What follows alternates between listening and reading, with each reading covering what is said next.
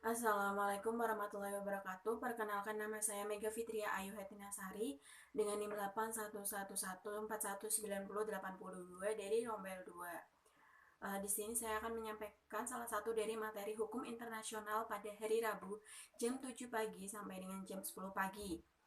Saya akan menyampaikan salah satu materi yaitu pertanggungjawaban negara sebagai tugas ujian akhir semester. Jadi apa itu pertanggungjawaban negara?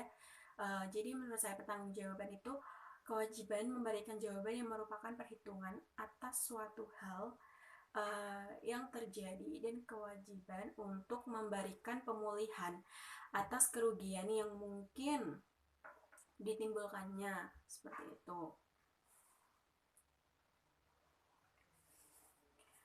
Lalu pertanggungjawaban juga ada pembatasan. Yang pertama itu pertanggungjawaban negara timbul dalam hal negara itu merugikan negara lain. Yang kedua, pertanggungjawaban negara dibatasi pada pertanggungjawaban atas perbuatan yang melanggar hukum internasional seperti itu. Lalu yang ketiga, perbuatan suatu negara yang merugikan negara lain tetapi tidak melanggar hukum internasional, tidak menimbulkan pertanggungjawaban negara. Contohnya suatu negara yang menolak masuknya warga negara asing atau WNA ke dalam wilayahnya. Negara tersebut berhak menolak atau menerima WNA atau warga negara asing tersebut masuk dalam wilayahnya karena itu merupakan suatu hak dan kebijakan dari masing-masing negara seperti itu. Lalu kemudian ada pemulihan itu sendiri berupa satisfaction dan pecuniary reparation. Jadi apa itu satisfaction? Satisfaction itu merupakan pemulihan atas perbuatan yang melanggar kehormatan negara. Satisfaction itu dilakukan melalui perundingan diplomatik dan cukup diwujudkan dengan permohonan maaf secara resmi atau jaminan dengan tidak akan terulangnya perbuatan tersebut seperti itu. Lalu ada pecuniary reparation. Jadi pecuniary reparation itu dilakukan bila pelanggaran itu menimbulkan kerugian material seperti itu. Lalu pertanggungjawaban negara itu juga bermacam-macam. Yang pertama itu ada pertanggungjawaban atas perjanjian internasional. Yang selanjutnya ada pertanggungjawaban konsesi, pertanggungjawaban kontrak, pertanggungjawaban ekspropriasi, lalu pertanggungjawaban atas kejahatan internasional, dan yang terakhir pertanggungjawaban atas hutang negara. Jadi yang mau dibahas kali ini yaitu pertanggungjawaban atas ekspropriasi gitu. Jadi pertanggungjawaban atas ekspropriasi atau nasionalisasi itu pencabutan hak milik perorangan untuk kepentingan umum yang disertai pemberian ganti rugi gitu. Jadi ekspropriasi itu terdapat perbedaan pada abad 19 dan pada abad 20. Jadi pada abad ke-19 itu setiap ekspropriasi atas hak milik warga negara asing maksudnya dianggap merupakan dasar bagi tuntutan internasional.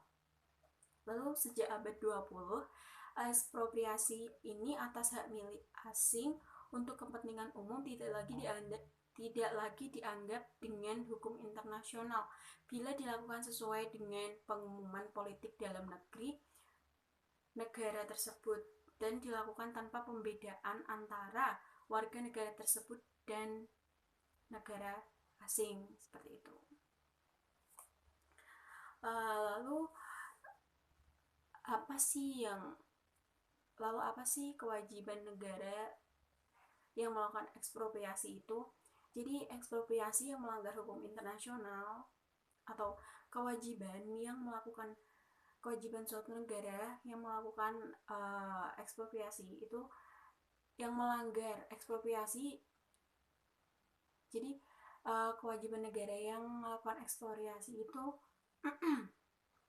ekspropriasi yang seperti apa? Jadi ekspropriasi yang melanggar hukum internasional mewajibkan negara melakukan ekspropriasi itu membayar ganti rugi sebagaimana mestinya ekspropriasi yang sah, dan membayar ganti rugi atas setiap kerugian yang diderita pihak yang dicabut hak miliknya, seperti itu.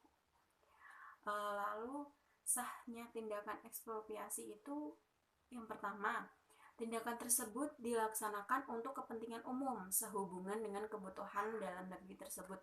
Yang kedua, itu tindakan tersebut harus diikuti oleh pembayaran ganti rugi berupa prompt, adequate, dan efektif. Jadi, prompt itu apa? Prompt itu pembayaran dilakukan secepat mungkin.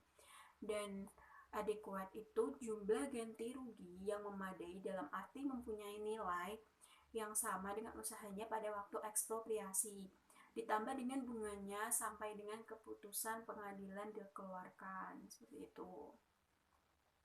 Lalu ada efektif yang terakhir. Efektif ini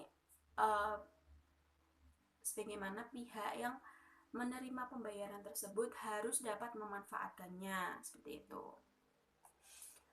Lalu ada istilah the doctrine of imputability atau pembebanan kesalahan petugas kepada negara. Jadi kesalahan yang dilakukan oleh petugas negara atau orang yang bertindak atas nama negara dapat dibebankan kepada negara.